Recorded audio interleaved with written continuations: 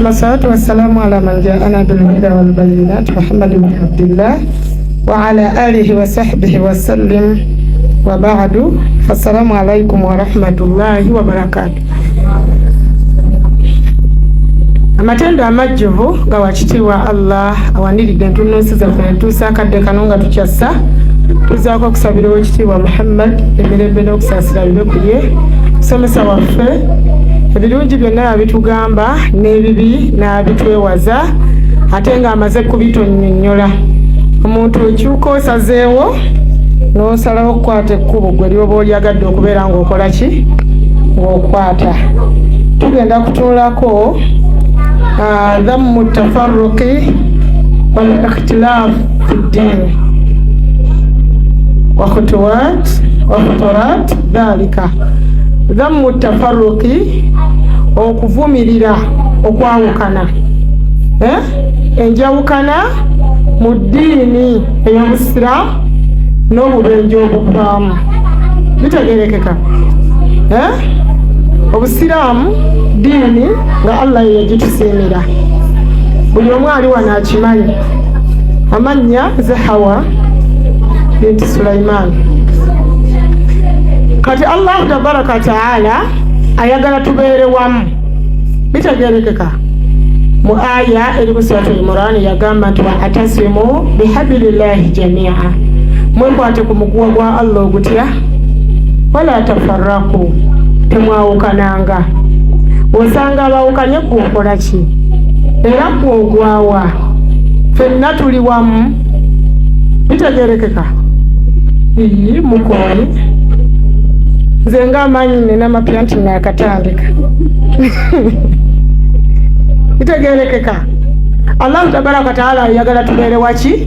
Suratu Imran wangi akazindalo nkanyize Suratu Imran aya ya 15 Allah yagamba nti wa'tasimu bihablillahi jami'an wala tafarraqu, temwawukananga. Allah tugaana okukola ki okwawukana mu ddiini. Tuli ffenna agamba Sheikh atukola ki atuwandiikira ekitabo kino lakad amara Allahu al-a'imma bil ijtimaa. Allah yatulagira kubeera nga tukola tutya nga tubeera wamu, wattihadi wattijadil kalma, n'okubeera ku kigambo kitya ekigambo ekyo kyekya la ilaha illa Allah, bitegerekeka. Nagamba nti wajamu safi ala aji yakuna asasi hadha al-ijtimaa, n'okubeera nga tutambulira ku layini emu esobola okutusobozesa okubeera nga twegatta, oba ntegerekeka. Nayo nga alkitabi wa sunna ye Qur'ani naki ne hadithi z'omubaka Muhammad sallallahu alayhi wasallam. Yenna yawukana ku ebyo obeera toli ku muguwa gutya gumu, nga Allah watugamba tubeere ku muguwa guki. Agamba nti wanaha ani tafarruki, Allah yaziiza okwawukana, wabayyana khuturatihi, nannyonnyola obuzibu obuli mu kwawukana okwo fi ddaalayini, mu addaalayini ategeeza kuno ku nsi ne kuki ne ku nkomerero.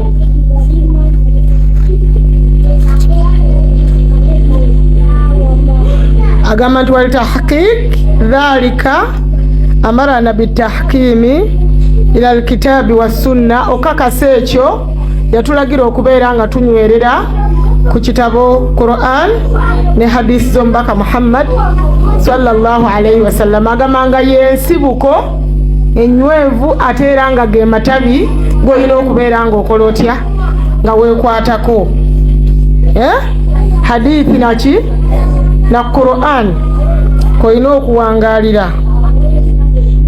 Wanahaina an kulli sababin, yatuziiza ku buli nsonga yonna yuaddi ila tafriq, eyinza okutuusa ku kubeera ng'oyawukana ku kibiina ekiki ekimu ekiri ku nkola ebyo.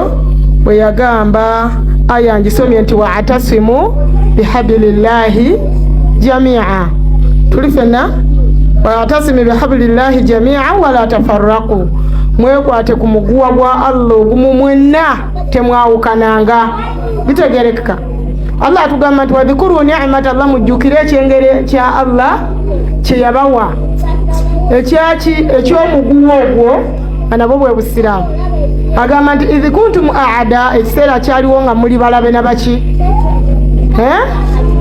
fa'alafa baina qulubikum Allah ne bukeese nkya ng'agasse wakati wammwe emitima gyammwe agigasse fa asbahtum bi ni'matihi ikhwana mwakeera ku makya olw'ekyengera kyekyo nga muli baluganda waliwo agamba nti wano tolina muganda wo era emmere we naatuuka bagenda bateeka ku ssaniya buli omu atuule ng'akakasa alya naani gwatakiina ekyo tosaanye kuba wano oba ntegeerekeka lakad dhamma Allahu atafriq Allah avumirira okwawukana ani twariki ku kkubo ettuufu wal asbab n'ensonga ezisobola okuviirako omuntu okwawukana omuntu ateekeddwa okuba nga azeesamba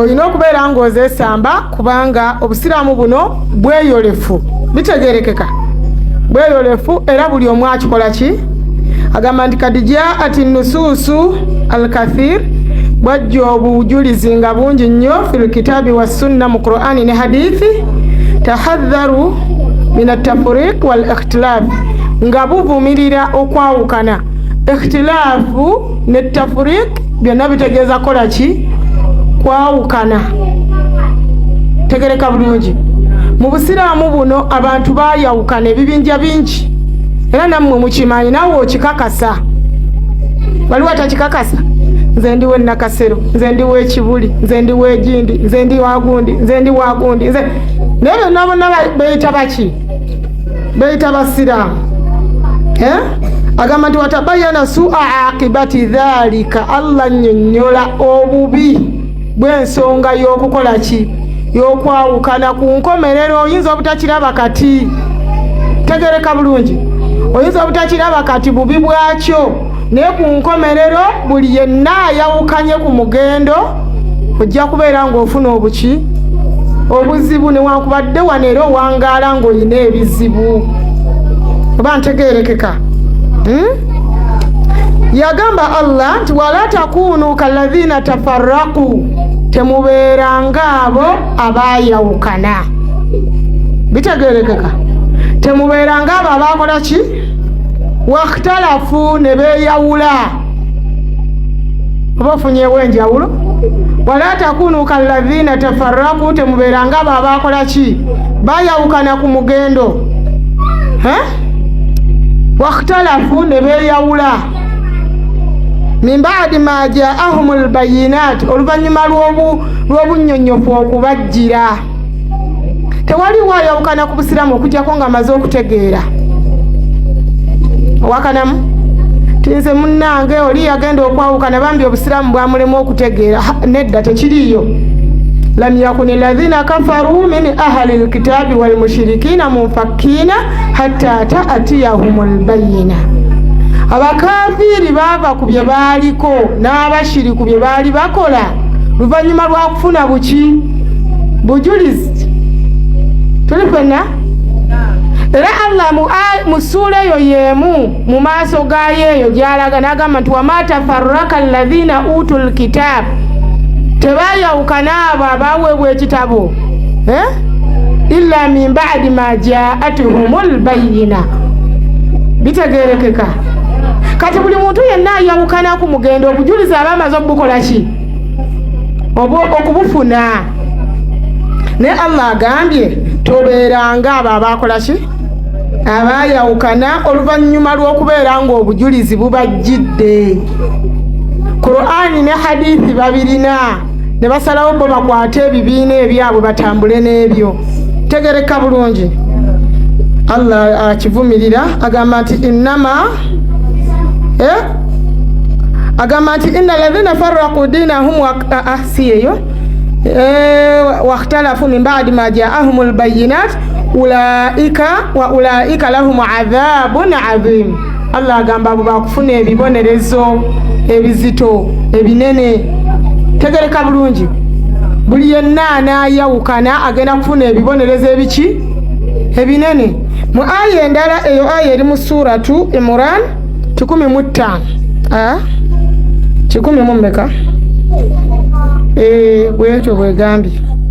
Endala eri mu suratu An'am agamba nti inna alladhina farraqu dinahum, abo abayawukana ku ddiini yaabwe, abayawukana ku ki, wakanu shi'a, ne bajja bakola obubinja.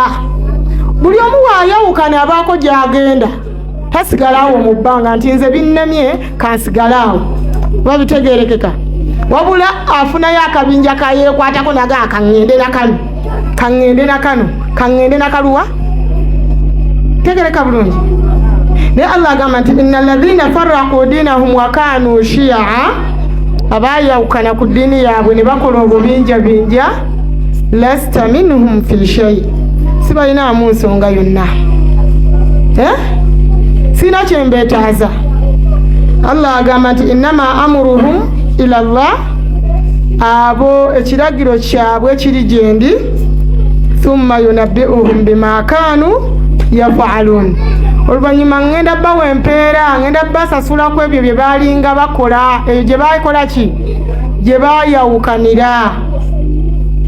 Kubanga Allah alina ebifo bimeka? 2. Kati yakugamba nti kwata wano, kwata waki, kwata wali. Bwe n'ogamba nti awo wongamba okukwata sijja kukwata, ukankwate wano, nze ndaba we wanyanguyidde. Tegereka bulungi. Tewali muntu atasobola kubeera musiraamu, naye gw'osalawo n'otabeera mu ki, siraamu. Suratu Imran 15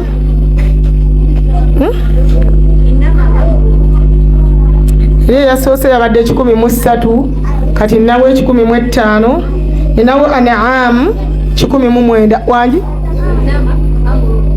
genda mu Qur'ani mukwano, Suratu An'am 19.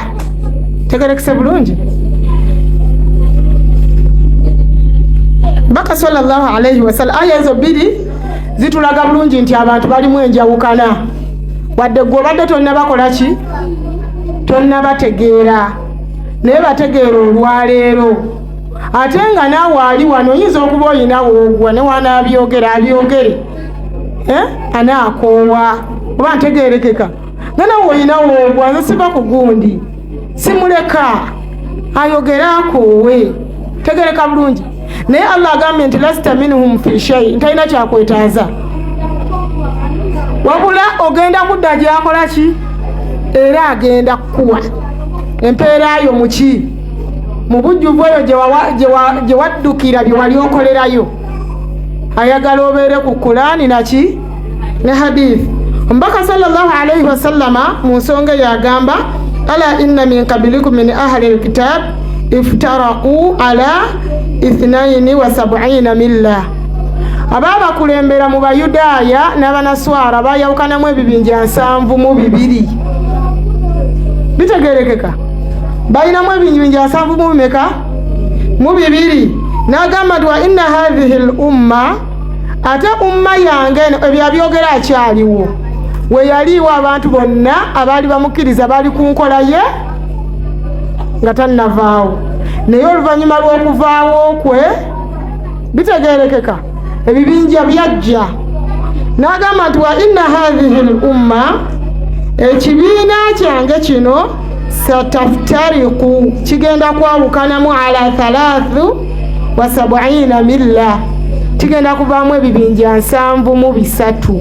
Era bonna abo 73 bali mu beeyita baki, basiraamu.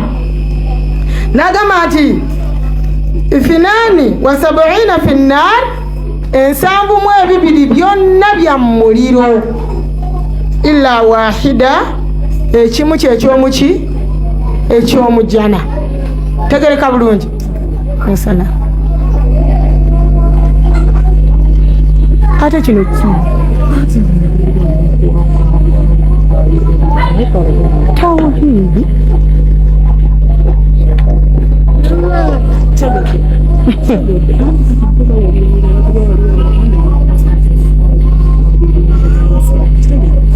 tawhidi kulaga omuntu olwakitabo kino kungulu eri olaba bitegerekeka. N'olwekyo Qur'ani ne hadithi omuntu byalina okukola ki? Okutambulirako. Tegereka bulungi. Qur'ani gw'ogimanyi nga ki? Oba hadithi ozimanyi nga ki? Obusiraamu bwo kye ki? Tegereka bulungi. Allah tayagala kubeera nga tukola ki? Nga twawukana. Kubanga omutonzi waffe Allah ali atya? Ali omu.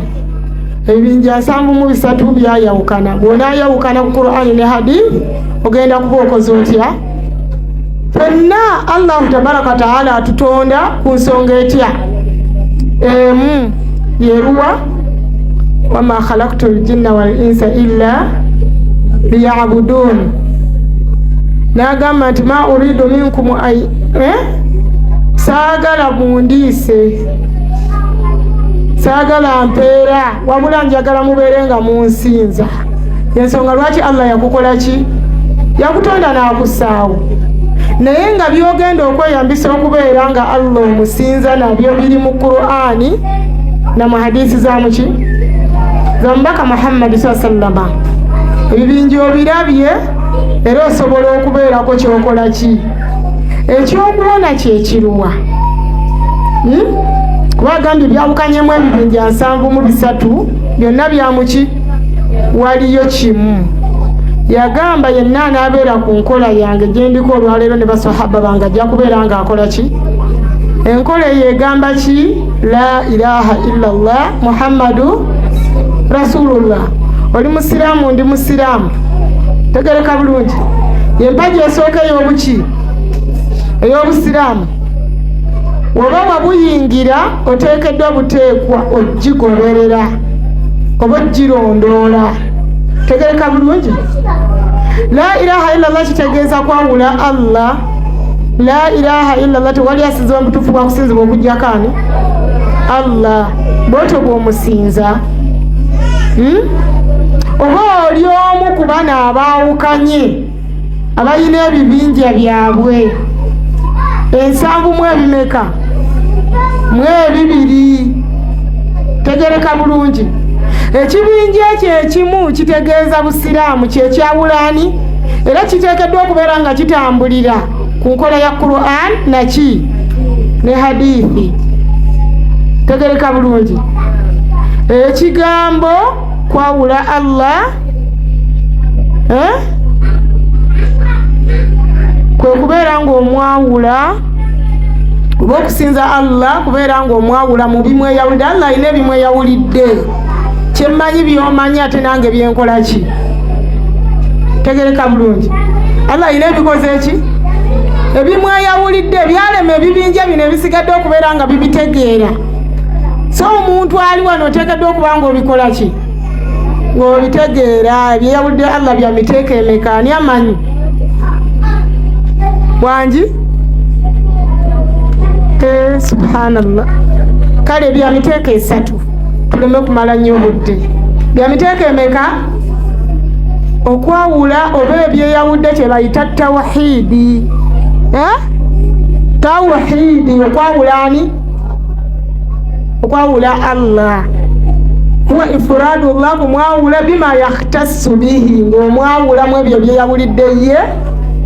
Tuli fenna mu rububiyatihi, mu bulezi bwe, wali uluhiyatihi, ne mu kusinzibwako, wali asma'ihi wa sifaati, ne mumanya n'ebiki? N'ebitendo. Tegereka bulungi. Amanya n'ebiki? Ebimweyawudde bya miteeko 3. Naawe by'olina okukola obeere ng'owona okugwako mu bibinja biri ebingi. Allah byagambye nti inna alladhina farraqu dinahum wa kanu shi'a. Obusiraamu butambulira mu kibinja kitya? Kyekyo Nabi sallallahu kyagambye nti kyekigenda okukola ki? Okuwona. Newankubadde nga biri 7 mu 3. Gomanyi lwaki byayawukana tebiina nsonga wabula ebintu byabalema kutegeera butegeezi oba ntegeerekeka. Arububiyatihi byebyo Allah byakola bwe bulezi bwe byebikolwa Allah byakola ki byakola okugeza ng'okutonda gwe n'obeera bw'otyo nga bw'oli nga byotasobola kukola okuggyako nga Allah we yabikozesa. Tegeerekeka ani asobola okutambula? Bangi ba myaka gyo tebatambula. Tegeerekeka bulungi. Yagamba Allah nti wafil ardi ayatun lil muqinin, ku nsi kuno kuliko obubonero obulabika eri abantu abategeera. Nagamba wafi anfusikum, ne kumwe bennyini ne kuki afala taakilun, mwe temutegeera. Kati osanga mu bibinja ebyo nga ye talina kabonero ke yeerabako nti omutonzi we Allah yakamuteekako. Bitegeerekeka. Gwe n'okalabanga ke kaluwa, gwe n'okalabanga ke kaluwa, ange simanyi nange sikola ki? Atonze eggulu, atonze ensi, gwe birabanga ebya bulijjo. Abantu bali babirabanga ebyaki ng'ebya bulijjo. Abantu abagagga tebaalifudde. Omuntu aweze emyaka 4 n'abeera nga mwana ge talina kye yeebuulirira nakyo.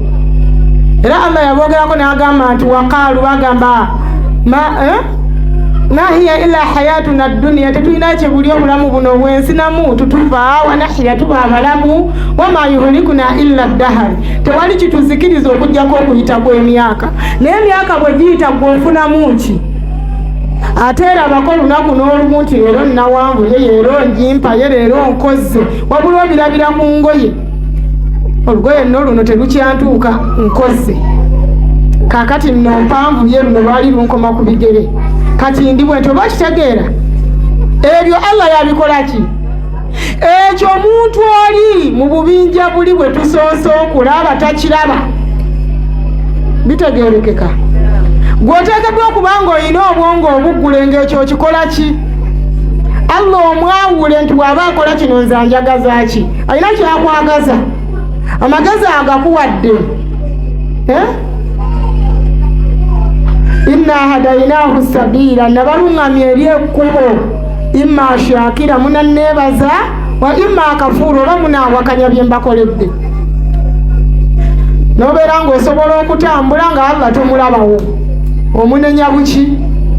Munenya nze bannaye nnina ebizibu nze gw'olaba, naye nga waliwo akwegomba, nga waliwo atunuulira akawuka nga katamalaga akaleraba. Bitegeerekeka. Allah akuggyeko amagulu, akuggyeko kyakuwa eki? Oba ntegeerekeka. Obwo bwe bulezi bwe Allah bye byakola. Weebifunamu osobola okwawukanako mu bibinja bino 7 mu 2 ebisigadde, nodde eno n'obeera mu kibinja ekimu. Inna fi khalqi samawati wal ardi, okutondebwa kw'eggulu 7 naki? Wa ikhtilaafi layli wan nahari, okukyukakyuka kw'obudde ekiro naki? La ayati, mulimu akabonero akaloga okubaawo kw'omutonzi wo li ulil albab, eri omuntu alina amagezi akola ki? Ategeera. Obiraba otya? Kati nno enkya birthday yange ngenda kuweza emyaka 38, weewaanira ku banno. Tegereka bulungi. Ekifo ky'okusaba Allah akuwadde emyaka egyo agenda gikubuuza. Mu myaka gye nakuwangaaza abantu bagenda kulaajana ku nkomerero. Tuli fenna bagambe Allah tujje mu muliro, rabbana amattana 2 wa ahyaytana 2 fa'atarafna bi dhunubina fahal ila khurujin min sabil. Olina w'otutaasiza okuva mu muliro guno. Naye Allah ajja kubaddamu abagambe nti awalamu nu'ammirukum, saabawangaaza ma yatadhakkaru fihi man tadhakkaru, ebbanga erimala omuntu okwebuulirira. Saakomaawo wajaakumun nadhiru, ne mbaleetera n'ababatiisa ku bibonerezo bino.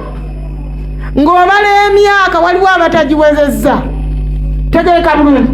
Naye ng'ebintu bikulemye okuyiga. Allah mwawula, akwagala kukola otya? Kumwawula. Ebintu bingi bye basinza nabyo omutonzi, naye tunuulira byakola. Tunuulira byakola ojja okumanya obuyinza bwe. obudde buziba ne bukya tegereka bulungi ne bukeera enkya nti 2:22 awedde 2:23 buuyo 2:24 buuyo tegereka bulungi kati tugenda mu 2:25 naye just kuziba kwa budde na kukola ki olina kyofunamu naye olina ne booziika naye omuntu n'agenda n'aziika munne nadda n'atemesaawo ennyama mpa ku nnyama nnerira obulamu bumpi buli subhanallah obulamu bumpi ng'oli mu myaka 3 mulimu omuntu abeerawo nga Allah tamuwanga budde tegereka bulungi naye nga yensonga lwaki oli ku nsi kuno era kyagenda okukuvunaana nalladhina farraqu dinahum wa kanu shia wayawukana ku ddiini yo n'ofunayo akabinja tekagala kukola ki kagala kumanya nze nkola binnyumire ebyo nabyo bizibu bulala nga nawe bw'ogamba osobola okusanga omuntu wana kulaani gy'alina si ya myaka gye tegereka bulungi ye obulamu bwalimu nga tafaayo oba abikola era yalina kubikola soka weebuuze lwaki Allah akuwadde obulamu ate bwe mwenkana emyaka n'atabumuwa bamuziise naye nga mwazaalibwa lunaku lwe lumu bw'okyaliwo lwaki gw'oli alladhi khalaqa almauta yatonda okufa walhaya n'obuki liyabluwakum kubagezesa ayyukum ahsanu amala ani analongoosa byakola kati buli lwotegeera bino Allah byakola n'obitunulako bwoti bikusindika ku muteeko gwa kumeka ogw'okumwawula ng'omusinza nga gw'okola onookola tegerekese bulungi otuula wano nga neswala togikola ki togimanyi gwani nze kasifa banaye wawa kasifa wali wanansonyiwe tegerekese bulungi bamubuuza gwani nti nze hawa oli musiramu nze ne tata wange Haji Mulamba naye ngaeswala ogenda ogimubuuza tagikola ki tagimanyi wali otutta obudde n'ogamba nti bino byenkola oba obuwangazi Allah bwampadde nakyo kigezo kiryawo agenda kukinvunaana mbaka sallama yagamba nti la ntazuula akadama abdi yauma alqiyama hatta yus'ala an arba'i omuntu agenda kuseetula kigere kyo mu bbaliro okutuusa nga abuuzibwa ku bintu bimeka 4 golowooza byebiru Allah agenda kukubuuza ku buvubuka bwo atali muvubuka waliko n'okaddiwa buki Allah akubuuze ku buwangazi bwo bwonna omuntu yaligambye nti ate obuwangazi bwawukanira wa n'obuvubuka byawukana era babigenda bikubuuza mu ngeri ya njawulo tegereka bulungi amala akubuuze ku ssente yo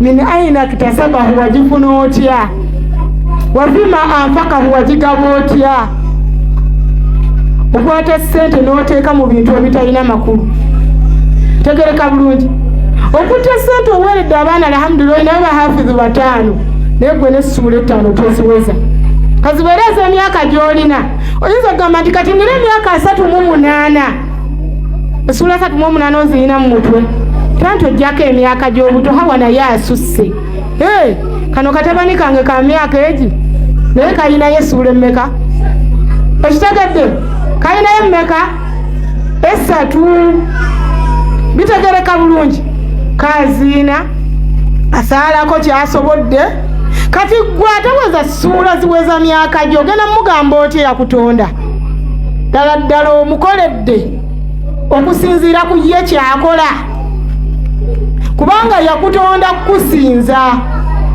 kumusinza bitegerekeka n'akuwa amatu owulire osobola okulira bye bagamba nga kati bwe mbyogera n'akuwa amaaso olabe otunuleko mu Kulaani eyo naye abalina amasimu gaseereza omuntu agikererako n'agizibizaako obuki nga ne Kulaani kweri naye nga tagitunuddeeko oba ntegerekeka kyemugamba apu ya Kulaani okwo teriiko kuli ebitabo buli kyoyagala hadithi olinayo mmeka nti hadithi ezaaki tuveeko naawe n'omulembe gwa ng'akubuulira birala ng'essimu asobola ogifuna n'agizza eno n'agizza eno naye nga omugamba munaye nsomera musula tugundi nti naye naye mu Kulaani mweri nga tagiwulirangako naye ng'alina emyaka ameka naddala Allah omukoledde kyayagala omukolere toli mu bubinja buli bwe twasoose nabwo. Allah akuganye okukola ki? Naye wano woosinzidde wooli ddala ddala kyokola weekiri ogenda kikolerawo oba ntegeerekeka. Allah akubuuze kisembayo agenda kukubuuza ku kumanya kwo. Bw'akolanga byokola tobikolera ku kumanya naawe osembye. Era olina kusooka kutuula osome n'oluvannyuma oteeke mu nkola byokola ki. Tosobola kukola mulimu okuggyako ng'olina irimu yaagwo. Bitegeerekeka. Kyova olaba n'abaana bwe tunaabatuuza ekyomusanvu basoboka ne basoma emyaka 7 n'avaayo n'akola, naye era newankubadde omusanvu agikola mubaamu ayita n'asemba nga kimwetaagisa okukola ki? Okuddamu kiraasi byamulemye okutegeera. Onoobitegeera oba ogenda kubitegeerera mu bubinja buli, naye enkomerero yaabwo ogitegedde. Enaaba si nki? Katunuulira Allah byakkolera gwe muteeko ogusooka mu miteeko gy'okumwawula. Allah byakola gwe byotasobola kukola. Ekyo kya bulijjo omuntu okutambula, bameka abatatambula? Kya bulijjo omuntu okulya n'amira, bameka abali mu malwaliro nga okumira tebakyasobola? Oyina obubonero bungi bukwotegeerera yakutonda. Mu kamwa muno mulimu amalusu, naye Allah n'agakwatamu eddakiika 5 n'agagundikanga kwata. Wallahi oyinza okusibira mu ttaka. Oba bitegeerekeka? Kale amaziga agali mu maaso.